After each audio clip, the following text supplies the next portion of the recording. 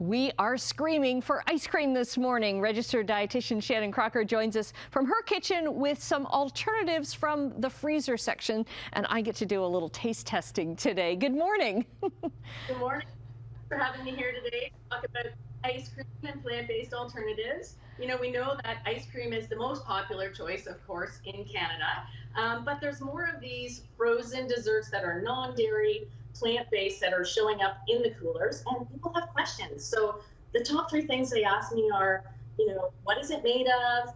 What is it healthy for me? And most importantly, how does it taste? So I thought we'd talk about those three things today.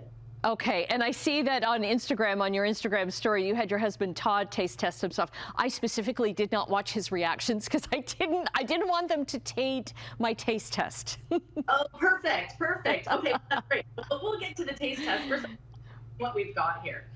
So I've got some ice cream. I'm comparing a premium brand ice cream today. You know, the ones that come in the little tubs, the 500 ml sizes, because that compares to the same price as the plant-based alternatives. And we've got chocolate and vanilla because those are the most popular flavors of ice cream in Canada. I've got a coconut-based non-dairy. I've got a cashew-based non-dairy. And I actually have an oat-based non-dairy too that we're not going to talk too much about, but I wanted to let you know that it's a kind of an up-and-coming choice that we are seeing in the grocery stores right now. Okay, and it's made from oat milk, I guess. It's the primary first ingredient is water with oats. Okay, water with oats. All right, and I guess these are all very good, especially if you're maybe lactose intolerant.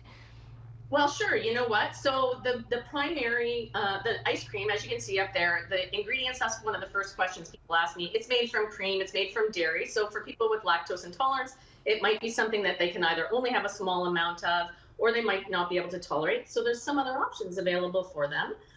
As you can see, when you take a look at the ingredients list, there were more ingredients in the plant-based alternatives, and that's because they need to add in some additives that help to keep it from separating the water and the oil from separating it, and also helps with the texture to try to get that creamy texture.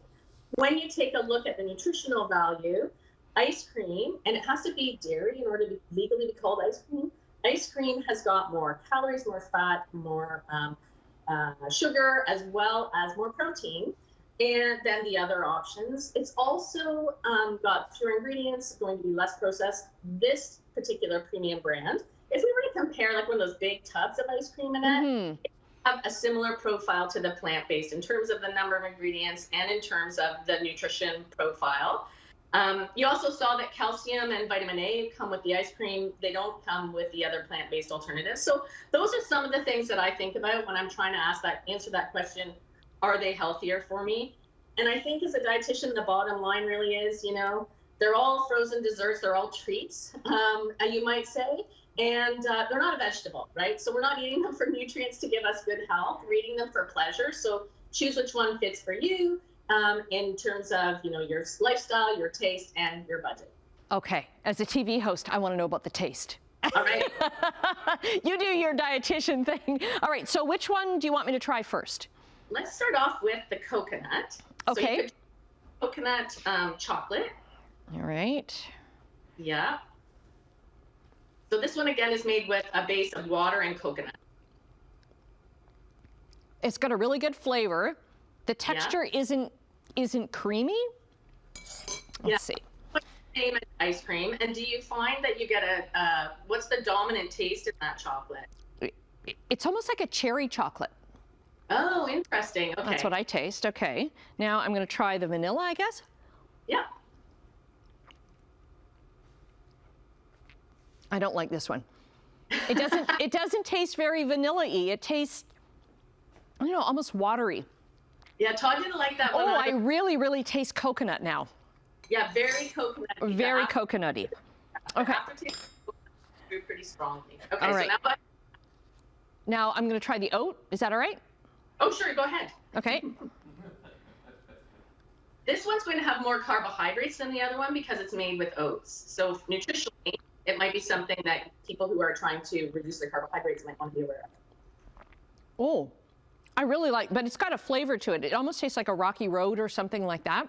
That's quite good. That was a flavor because they didn't have vanilla available. There's not flavors available in oat as yet. So Okay. that, yeah, is cookie. So then the All right, cashew. you've got 30 seconds now. Now the cashew.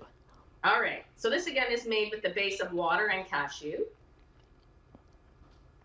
I like the chocolate. Maybe it's just chocolate. Maybe if you gave me chocolate anything, I'd like it.